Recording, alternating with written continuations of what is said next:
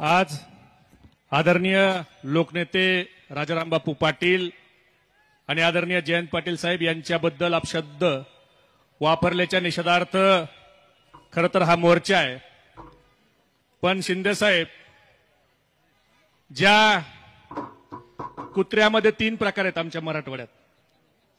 भाजपवाले म्हणते गावगाड्यातली भाषा आहे, रानटी भाषा आहे, खेड्यातले, आम्ही त्याच्यापेक्षा खेड्यातले आहेत।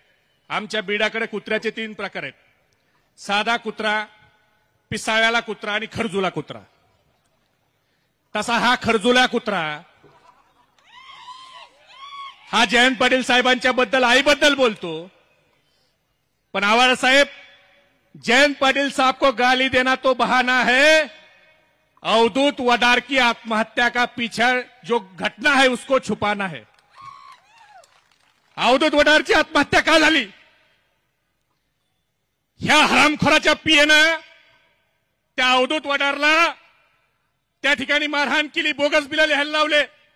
कोण तो? याचा पवार नावाचा जिल्हा परिषद सदस्य, त्याने दमदाटी केली आणि त्याच्या पायी त्या अवधूत वडारनं आत्महत्या केली। पोहता येणारा माणूस आहे अमोल दादा, जो पोहता ज्या अवधूत वडारला येत होता त्या अवधूत वडारचा मृतदेह हा पुलापासून वर 15 फूट सापडलाय। खाली जायला पाहिजे ना मृतदेह, तो खाली सापडला। मग ह्या पवारची आणि त्याचा जो पीए, आम्हाला वाटलं आमच्याकडेच आका आहे। लंके साहेब, आमचं बीडच बदनाम आहे। अरे हे बीडपेक्षा पुढची व्हरायटी ना, आमच्याकडे ना इंजिनियरनी आमदाराला कंटाळून आत्महत्या केली। देवेंद्र फडणवीस, तुम्हाला लाज वाटत नाही का? तुम्ही मुख्यमंत्री असलेल्या राज्यामध्ये तुमच्या आमदाराच्या पीएचं नाव घेऊन त्या मृत इंजिनियरची आई आणि बहीण टाव फोडतीये, त्याला तुम्ही न्याय कधी देणार? सेम प्रकरण घडलं 2 वर्षापूर्वी। अमोल करांडे झऱ्याचा, त्याची जमीन कुणी हडपली, त्याची जमीन घेतल्यावर त्या अमोल करांडेची त्याचा देखील मृत्यू टोपे साहेब सेम पद्धतीने झाला। तो देखील मृतदेह कुठे सापडला? तो देखील पाण्यामध्ये, त्याच्या बाजूला त्याचा शेव सापडला आणि त्यांनी जमीन कुणाला विकली? तर ह्या टोपीचंदला, ह्या खरजुल्या कुत्र्याला विकली। त्याचा चौकशी करणार का नाही तुम्ही? आता उद्या त्या पडळकरवाडीतली आमची पडळकर आजी 85 वर्षाची, तिची जमीन कुणी नावावर करून घेतली। आता उद्या अवधूत वडार आणि अमोल करंडे सारखं त्या पडळकर आजीचं जर झालं तर नवल वाटू देऊ नका। अरे आमच्या बीडला आणि परळीला कमी आहे, त्याच्यापेक्षा जास्त तुमच्या सांगली जिल्ह्यात ह्या खरजुल्या कुत्र्यामुळे व्हायला लागलंय। आणि हा काय म्हणतो? भिकारचोट जयंत पाटील साहेबाला। अरे लका, तू भिकारचोट तू आहेस। हा सारखा सांगतो 2007 पासून मी सफारीत फिरतो। अरे 2006 ला तू एमएटीवर फिरत होता। 2007 ला झऱ्याचं जल स्वराज्याचं काम मिळालं, त्याचं 9 लाख रुपयाचं बोगस बिल काढलं आणि पुण्याला भांडारीच्या शोरूम मध्ये जाऊन ती सफारी गाडी घेतली, त्याची पासिंग केली नाही, बाकीचं पैसे पण तू भरले नाही। आणि सारखा म्हणतो जयंत पाटील साहेब माझ्यावर खोटे गुन्हे दाखल करतात। काही व्हिडिओमध्ये म्हणतो अरे बाबा माझ्यावर खोटे गुन्हे दाखल करतात। अरे बाबा, फिर्याद द्यायला तुझ्या विरोधात जयंत पाटील साहेब, स्वर्गीय आराराबा हे गेले नव्हते? तुझ्या विरोधात मंगळसूत्र चोरीची केस कुणी केली? थोरातनं केली।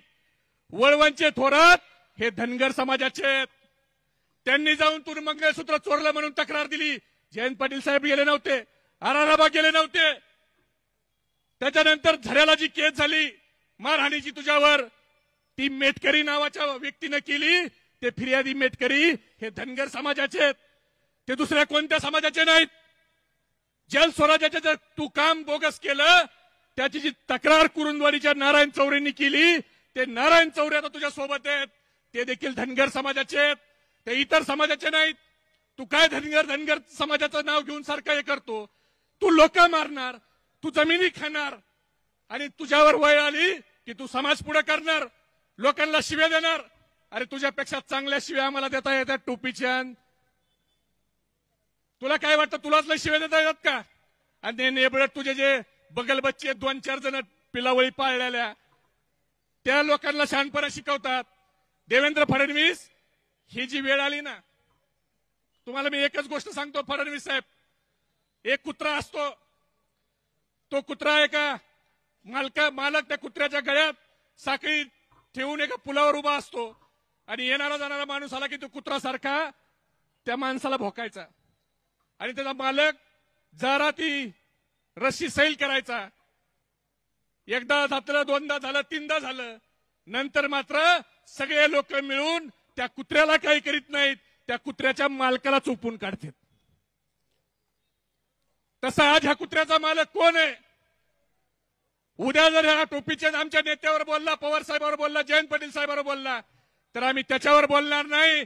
आम्ही देवेंद्र फडणवीस साहेब तुमच्यावर बोलू. देवेंद्र फडणवीस तुमच्यावर आता आम्हाला बोलावं लागेल. आमचा एक आमदार कुणी बोलत नाही. साधे चिल्लर चल्लर सोशल मीडियावरचे पोरं बोलत असतील. एक आमदार, एक खासदार कधी खालच्या पातळीचा बोलला? कधीच बोलला नाही. पण आज तुम्ही जे हे रोपटं लावलंय आणि हा सारखा सांगतो धनगर समाज, धनगर समाज. मित्रांनो, याच्या सोबत प्रत्येक गुन्ह्यात असलेले राजू अर्जुन आज कुठे आहे? त्याच्या सोबत आहेत का? बंडू काथोरे आज याच्या सोबत आहेत का? राजू जानकर इथंच आहेत ते. तानाजी यमगर, ह्या तानाजी यमगर कडनं 2009 यांनी 50 लाख रुपये उधार घेतले, अजून त्यांचे पैसे आणि परत दिले नाही. प्रभाकर पुजारी, किती नावं घ्यायची? ज्या लोकांनी याला राजकारणात धनगर समाजाच्या पोरांनी मोठा केला, त्या सगळ्या पोरा ज्याच्यापासून लांब आहेत. आणि मला याच्याबद्दल हा बोलतो ना, काही वाटत नाही शिंदे साहेब, कारण ह्याचे आजोबा यांचं नाव बाबा पडळकर. ते बाबा पडळकर इंग्रजाचे खोत होते आणि ते इंग्रजाचा शेतसारा गोळा करायचे. बरोबर आहे का? बरोबर आहे का जातोले? पडळकर वाडीवाले बरोबर आहे का? त्याच्यामुळे झरे परिसरात यांना गद्दार घर म्हणून ओळखलं जातं. आणि हे गद्दार आज खुर्चीवर बसल्यावर चुकीच्या पद्धतीने आदरणीय जयंत पाटील साहेबांवर बोलतायत. मला तू खरजुल्या कुत्र्याला एवढंच सांगायचंय, तू लय खासगी भानगडीत पडू नको. आतापर्यंत मला धैर्यशील बाह्य वाटलं हा 42 वर्षाचा रणडवा आहे, याचं लग्न झालं नाही म्हणून हा साहेबाच्यावर जरा खालच्या पातळीवर टीका करतोय.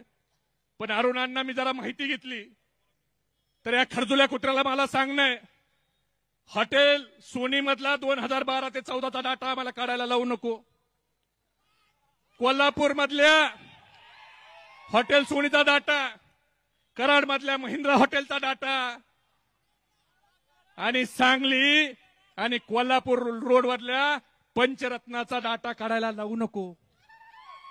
तिथं कुणासोबत कुणी कुणाची आरती केली ही सांगायची वेळ आणू नको. आम्ही कुणाच्या खासगी भानगडीत शिरत नाही, पण आमच्या नेत्यावर जर बोललं तर आम्ही कुणाला सोडत पण नाही. आणि लयच खासगी जायला लावलं तर पोखरवाडीत कोणत्या शिक्षकाने काय कारनामे केलेत ते पण सांगायची वेळ आमच्यावर आणू नको. आणि पडळकरवाडीत कोण म्हातारा दारू पिल्यावर काय म्हणतो याची पण व्हिडिओ शूटिंग दाखवायची वेळ आणू नको. लय खासगी शिरायला लावू नको. ते आम्ही पण शिरू शकतो. आणि याचा एक धंदा आहे, राजेंद्र देशमुखांना पहिले शिव्या द्यायचा का नाही? आमदार साहेब, राजेंद्र देशमुखांना हे धनगराच्या विरोधीत म्हणायचे, ह्यांनी वाट लावली आणि 2017ला स्वतःच्या भावाला झेडपीला निवडून आणायला त्यांच्यासोबत तडजोड केली. हा म्हणतो जयंत पाटील साहेब प्रस्थापित.